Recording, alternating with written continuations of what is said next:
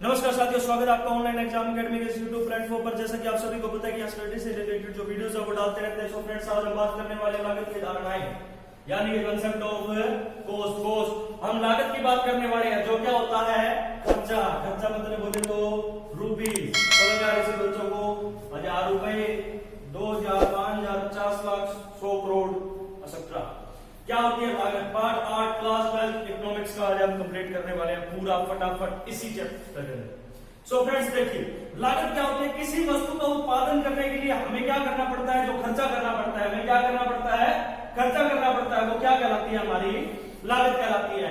उसके बाद क्या होते हैं लागत के प्रकार। देखो बच्चों, वास्तविक लागत पहला क्या है? वास्तविक लागत। वास्तविक लागत क्या होती है? मैंने यहां लिख दिया दुख, कष्ट, परेशानी।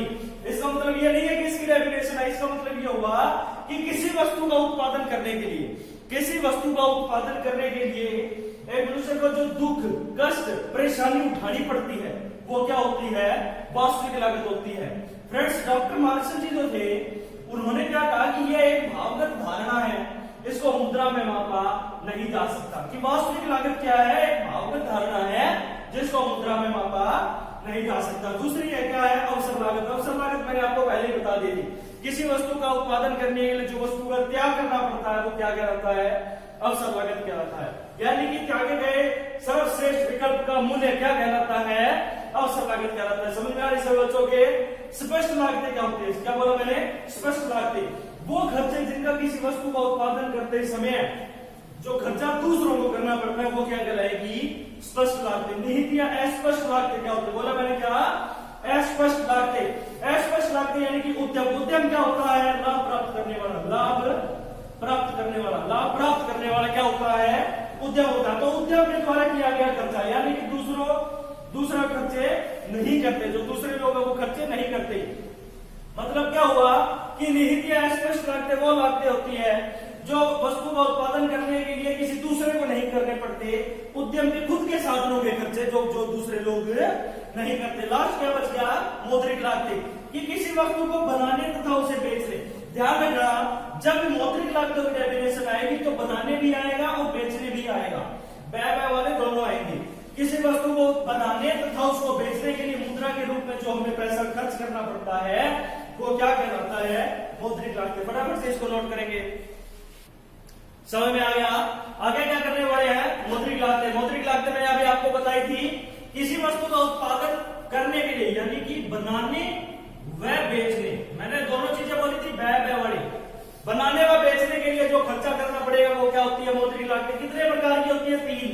क्या होती है? कुल, औसत और सीमांत लागत। टोटल कॉस्ट, एवरेज कॉस्ट और मार्जिनल कॉस्ट। तो टोटल कॉस्ट क्या होती है? यानी कि कुल लागत क्या होती है? तो किसी वस्तु की एक निश्चित मात्रा का उत्पादन करने के लिए, किसी वस्तु की एक निश्चित मात्रा का उत्पादन करने के लिए जो मौद्रिक राशि खर्च करनी पड़ती है, वो क्या कहलाती है बच्चों? कुल लागत कहलाती है। तो total cost is equal to क्या हुआ? Total TFC plus TVC, total fixed cost plus total variable cost, यानी कि कुल बंधी लागत प्लस कुल परिवर्तनशील लागत। अब उदाहरण देंगे कि कुल बंधी लागत क्या होती है? कुल बंधी लागत का मतलब होता है बच्चों कि जो खर्चा एक बार करना पड़े। उदाहरण के लिए हम ये देखते हैं, एग्जाम्पल देखा, हमने ये डब्बा बना लिया, आपको भी पेपर में बना के दिखाना। क्या किया हमने? ये 3 चीजों को क्या मान लिया? लैंड, बिल्डिंग और मशीन। भूमि, बिल्डिंग और क्या हो गई? अपनी मशीनें हो गई। मशीनें हो गई। ये खर्चा हमने कितनी बार किया? एक ही बार करेंगे। हमने लैंड ले ली, फैक्ट्री बनानी है, फैक्ट्री लगानी है, कुछ भी करना है। लैंड ले ली, 2 किले, 3 किले, 50 किले, जो भी हमने एकर्स में, हेक्टेयर्स में जो भी हमने जमीन ली वो एक बार ली। बिल्डिंग हम बार बार तो नहीं बनाते, एक ही बार बनाते हैं। मशीन भी हम एक साथ ही लेकर आएंगे। तो वो क्या हुआ? एक बार का खर्चा। तो वो क्या है? TFC है, कुल बंधी लागत होती है। अब हमने ये देखा कि जब हम बिल्डिंग बना लेते हैं, फैक्ट्री शुरू हो जाती है, उसके अंदर क्या होता है? लेबर का भी खर्चा होता है, रॉ मटेरियल, कच्चा माल भी चाहिए, इलेक्ट्रिसिटी भी चाहिए, वाटर भी चाहिए और अदर एक्सपेंसेस भी होते हैं। तो वो क्या होती है? TVC, total variable cost. Total variable cost यानी कि कुल परिवर्तनशील लागत। वो खर्चा क्या करना पड़ेगा? हमें बार बार करना पड़ेगा। कच्चा माल भी बार बार लाना पड़ेगा, सूत लाना पड़ेगा, उसके बाद लेबर की जो है वो भी बार बार खर्चा हमें करना पड़ता है। तो देखो कुल लागत क्या हुई? कुल बंधी लागत में कुल परिवर्तनशील लागत का जोड़ होती है। इसको फटाफट से नोट करेंगे। समझ में आ गया आप सभी के? मैंने आपको क्या बताया था कि कुल लागत लागत क्या होती है? कुल बंदी लागत और कुल परिवर्तनशील लागत का जोड़ होती है। तो हम क्या करेंगे, अब कुल बंदी लागत और कुल परिवर्तनशील लागत को निकालेंगे। उसके बाद हमने क्या किया, आगे क्वांटिटी ले ली, कहां तक ले ली? 8 तक। अब मैंने आपको बताया था कि कुल बंदी लागत का खर्चा कितनी बार होगा? एक बार। हमने कुल बंदी लागत को क्या मान लिया? 10 मान लिया, तो सभी के अंदर 10 10 10 10 आ गया। कुल परिवर्तनशील लागत जो है, ये टेबल मैंने आपके लिए एक डिजाइन कर ली है, इसको आपको याद करना ही होगा, इसका कोई भी ट्रिक नहीं। आपको याद करनी होगी 0 10 18 24 28 32 38 40 62 0 10 18 24 28 32 38 48 6 और 62। अब टीसी क्या होगा? तो इन दोनों का आप क्या कर दो? जोड़ कर दो। जोड़ करने से क्या आ जाएगा? टीसी आ जाएगा कि नहीं आ जाएगा? 10 20 28 34 और 38 42 48 56 और 72। समझ में आ गया सभी? ये मैं आपको बता देता हूं, आगे यूज होने वाला। इसको मिटवाएंगे नहीं, तो इसको चलो मैं आपको समझा देता हूं पहले ये चीजें। हमने कैसे निकाला कि अब एवरेज कॉस्ट भी निकाल लेते हैं। एवरेज कॉस्ट हमने कैसे निकाली, इसका काम आगे आएगा, जो मैं इसके आगे आपको कंसेप्ट समझाने वाला हूं, तो उसमें ये सभी काम आने वाले हैं। तो आगे फटाफट देखिए, अगर हमने एसी को लिया है तो एसी भी हम क्या करोगे? एसी जो है वो भी एएफसी और प्लस एबीसी का जोड़ होना चाहिए। तो एएफसी कैसे निकलेगा? जैसे टीएफसी, टीएफसी को किससे डिवाइड कर देंगे? क्वांटिटी से। तो कर लो, 0 को किसी चीज से डिवाइड क्या आता है? इनफिनिटी आता है। 1 का किया तो 10। इस तरह क्या करोगे आप? डिवाइड करोगे। तो टीबीसी को भी आप सेम टू सेम कैसे कर दोगे? क्वांटिटी से डिवाइड कर दोगे। उसके बाद जब आप इन दोनों का जोड़ करोगे तो आपके पास क्या निकल के आ जाएगी? एसी निकल के आ जाएगी। क्या आ जाएगी बच्चों? एसी निकल के आपके सामने आ जाएगी। अब आगे मार्जिनल कॉस्ट निकालने में कोई भेज देगा, जो टीसी है उसको टीसी को क्या करते हैं? MC is equal to TCN minus TCN minus का 1 करेंगे। समझ में आई है? 10 का 10 रहा, 20 में से 10 गई 10 आया, 28 में से 20 गई तो 8 आया। ऐसे माइनस करके आप क्या करोगे? सारी की सारी एमसी निकाल लोगे। हालांकि मैं भी आपको ये फिर से समझाने वाला हूं। अब हम देखेंगे कि टीएफसी का जो वक्र बनाना है, तो टीएफसी क्या एक जगह, तो वो क्या हो जाएगी? इनफिनिटी तक चली जाएगी। और जब आप टीवीसी और टीसी देखेंगे तो टीवीसी कैसे होगी? ऐसे होगी। समझ में आ गई? जब आप बनाओगे तो ऐसे ही बनने वाली है, इसलिए मैंने लाइनें नहीं दिखाई। लेकिन जो टीसी है वो क्या है? इससे 10 ऊपर है। क्यों? क्योंकि हमने इसके अंदर क्या कर दिया? ये 10 जोड़े हैं ना, यानी कि जो ये सारा सिस्टम है ये टीएफसी है। समझ में आ रही है बच्चों के? तो अब उसके बाद हम क्या देखेंगे कि कुल बंदी लागत और कुल परिवर्तनशील लागत में अंतर क्या होता है। देखो बच्चों, कुल बंदी लागत और कुल परिवर्तनशील लागत में अंतर क्या है कि कुल बंदी लागत में खर्चा क्या करेंगे हम एक बार, तो कुल परिवर्तनशील में खर्चा बार बार। उसके बाद क्या होता है कि जो भूमि श्रम भूमि पर किया गया है, मशीनरी पर किया गया, वो कुल बंदी लागत में आएगा। लेबर, इलेक्ट्रिसिटी, वाटर एक्सेट्रा पे जो खर्चा किया गया, अदर एक्सपेंसेस पे किया गया, वो किस में आता है? कुल परिवर्तनशील लागत में आता है। उसके बाद अगर आप देखते हो तो कुल बंदी जो लागत है वो कभी भी उसका संबंध शून्य से नहीं होता, जबकि कुल लागत होगी उसका संबंध क्या होगा? शून्य से भी होगा। अगर जो कुल लागत है वो कभी भी शून्य नहीं होती। क्यों नहीं होती? क्योंकि उसमें ये टीएफसी तो होता ही है। आपने उत्पादन नहीं किया, लेकिन आपका जो कुल बंदी का लागत का जो खर्चा था वो तो आपका लग ही लग गया। जो खर्चा है वो क्या है? आपका लग चुका है। अब उसको आप टाल नहीं सकते, तो वो तो कुल लागत में काउंट होगा ही होगा। समझ में आ रही है सभी आपको? कुल बंदी लागत कभी भी मूल बिंदु से शुरू नहीं होती, जबकि कुल परिवर्तनशील लागत सदैव मूल बिंदु से शुरू होती है। इसको फटाफट से नोट करेंगे। समझ में आ गया आप सभी के? उसके बाद मैंने आपको क्या बताया कि औसत लागत क्या होती है कि एक इकाई को बनाने के लिए जो हमें मौद्रिक राशि खर्च करनी पड़ती है वो क्या कहलाती है? औसत लागत। औसत लागत के 3 फार्मूले, AC equal to TC by क्या हो? AC equal to AFC plus ABC by में क्या हो? TFC प्लस TVC बाय में।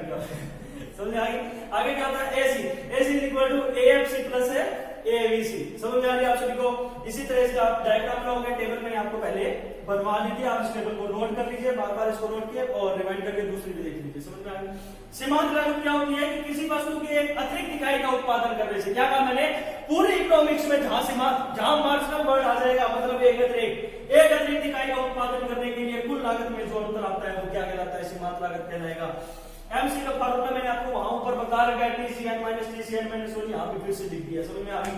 उसके बाद आप जब इसका यहाँ से डायग्राम बनाओगे तभी ऐसे बनेगा, आपको नंबर लिखने की जरूरत नहीं है, सीधा यू आकार की आप बना सकते हैं। समझ में आ रही। अगला क्वेश्चन क्या आता है कि ऐसे यू आकार, ये ऐसी जो है वो ये ऐसे यू आकार की क्यों होती है? समझ में आ रही है सभी को क्यों होती है? तो शुरू में क्या होता है कि ऐसी घट रहा है, क्यों?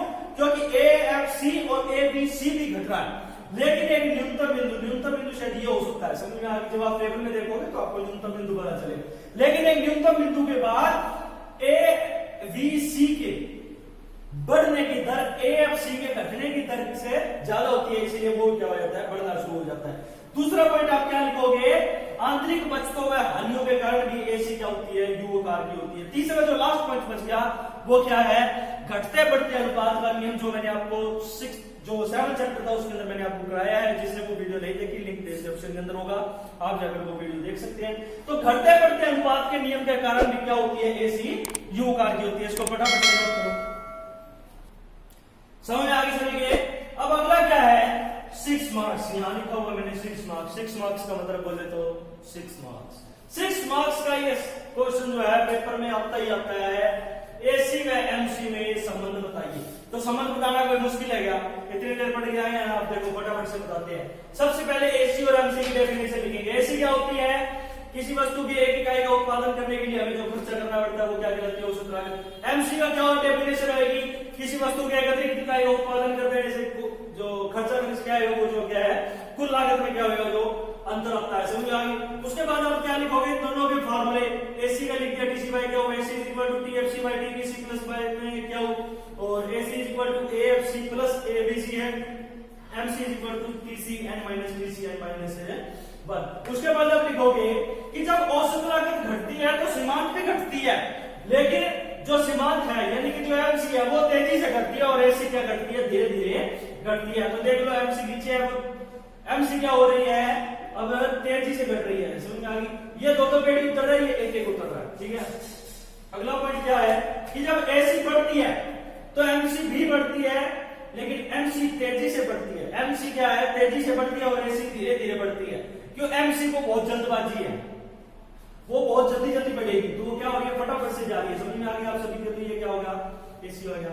अगला 5वां पॉइंट क्या है कि एसी का न्यूनतम बिंदु एमसी के न्यूनतम बिंदु के बाद आता है। तो बताओ एमसी को यहाँ भी जल्दबाजी है, एमसी को यहाँ पे भी अपना न्यूनतम बिंदु क्या करना है, पहले लेके आना है। तो पहले इसका क्या हुआ, 5। जब आप टेबल में देखोगे तो वो 5 है, समझ में आ गया आपको। और एसी का क्या हुआ, 7 आ गया। एमसी हमेशा एसी को उसके न्यूनतम बिंदु पर काटती है। मैंने क्या कहा, एमसी हमेशा एसी को उसके न्यूनतम बिंदु पर काटती है।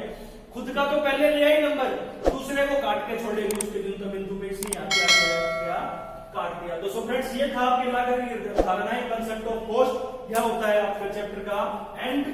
अगर आप सभी को आई होप ये वीडियो आपको पसंद आया होगा, इस वीडियो को लाइक कमेंट शेयर कीजिए और चैनल को सब्सक्राइब कीजिए। धन्यवाद, जय हिंद, जय भारत।